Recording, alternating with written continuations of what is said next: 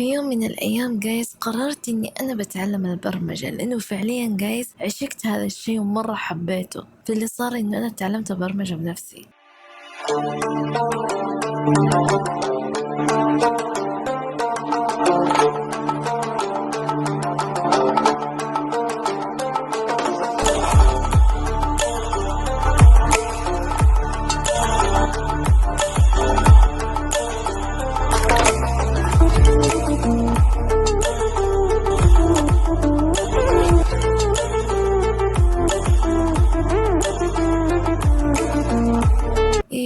هاي جوزايماس، بداية جايز أحتاج اشتراكاتكم ولايكاتكم والجرس والشير، وعشان تكونوا من الكوتشيين بعالم كوتشو اللطيف واللي بيكون خفيف عليكم والترفيهي. اليوم جايز مقطعنا قصتي بتعلم البرمجة من الألف للياء، فليتس جو.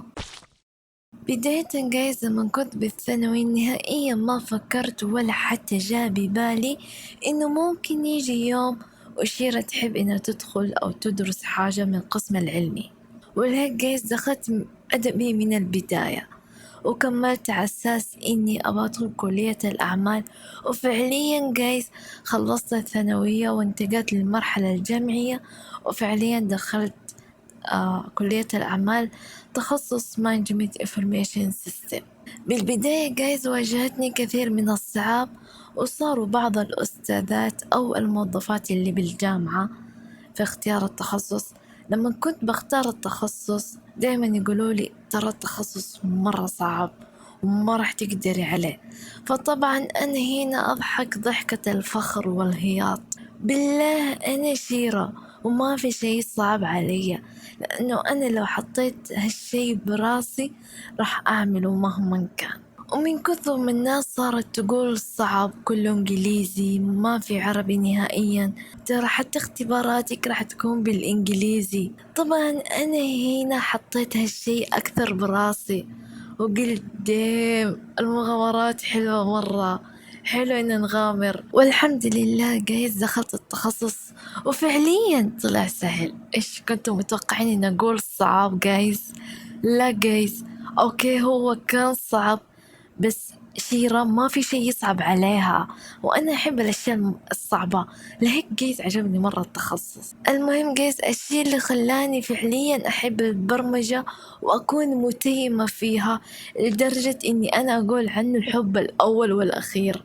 في ترم من الأترام كنت ماخذة مواد حرة بالجامعة، وكانت عبارة عن لغتين برمجية، لغة HTML ولغة CSS. وطبعا جايز بدينا دروس بهاللغتين، وأنا من الشخصيات اللي أحب الأشياء المعقدة، والأكواد فعليا كانت معقدة، عشان كذا مرة عشقتها بشكل فظيع ما تتوقعون قديش، لدرجة جايز إني صرت ألبس زي هذول. ما أدري وقتها مين اللي فهمني إنه كذا ترى مرة واو إنتي كذا صرتي دام. المهم جايز ما علينا، كنت وقتها مرة عايشة الدور ومتحمسة، ومن بعدها صرت أسأل كثير من الأستاذات والدكاترة اللي على طول منافسين وأخلاقهم فخشمة وما حد يقدر يكلمهم ليش ما عندنا لغات برمجية. عطول جايز كان جوابهم لي ما ينفع، انتي تخصصك إداري ما يركبون مع بعض، ما يجي انك انت تتعلمين اكواد. طب ليه؟ انت تخصصك اداري مالك دخل بالبرمجة، انت بس يعني ايه تحليل داتا مدري شو اشياء كذا. طب انا بتعلم برمجة، ما ينفع يا بنت ما ينفع، اقنعيني ما كذا بس ما ينفع. طبعا جيز أنا ما اقتنعت نهائيا بهالكلام إنه تقول لي ما يركبون ما ينفع، وبما إني حطيت برمجة في راسي فما راح أقتنع، حتى لو بيقنعوني ما راح أقتنع نهائيا. فقلت هذا عندك انت تعرفينها. طبعا جايز هالكلام كان بقلبي، لأنه لو قلتوا للأستاذة كان بتسكني كف بس عن طريق الدرجات، بس راح أكون بالنسبة لي كف. ومن هنا جايز بديت أدخل دورات عن طريق الأونلاين. جايز درست البرمجة دراسة ذاتية، ورحت يومتها مكتبة جرير وقررت إني أنا أشتري كتب عشان أبدأ أتعلم البرمجة من الصفر. وفعليا جايز رحت واشتريت كتابين لغة البايثون وأساسيات البرمجة. بما إني ما أعرف شيء عن البرمجة فراح أبدأ بالأساسيات. الحلو جايز إنه فعليا كنت عملت لي جدول، فعليا كنت أعمل واجباتي لنفسي، لدرجة إني أعمل اختبار كمان لنفسي. طب كيف تعملين الاختبار؟ يا إني أخلي ماما أحيانا تكتبها لي، أو إنه أنا بنفسي أكتبها لي، أكتبها لنفسي، أكتبها لي. أوكي حلو، that's it. ومن هنا جايز تعلمت لغات برمجية كثير، بما إني بدأت بلغة ال HTML بالجامعة، فما راح يكون الباقي صعب علي.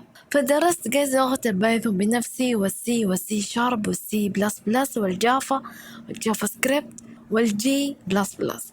وحاليا جايز جالسة أدرس لغتين اللي هي لاس ولافا. فالحين جايز صرت أعمل ويب وصرت أعمل تطبيقات. المبدأ الأول من القصة جايز، لو الشخص كان راسم هدف وحاب إنه هو ينفذ هالهدف، ما في شيء حيوقفه، استمر بالحياة. صح إنه بتواجهكم أشياء مرة سيئة وراح تسمعوا كلام كثير مرة سيء من بعض الناس اللي حولكم، بس جايز الواحد لازم يستمر بالحياة ولازم يثابر عشان يوصل للهدف أو الحلم اللي هو يطمح له.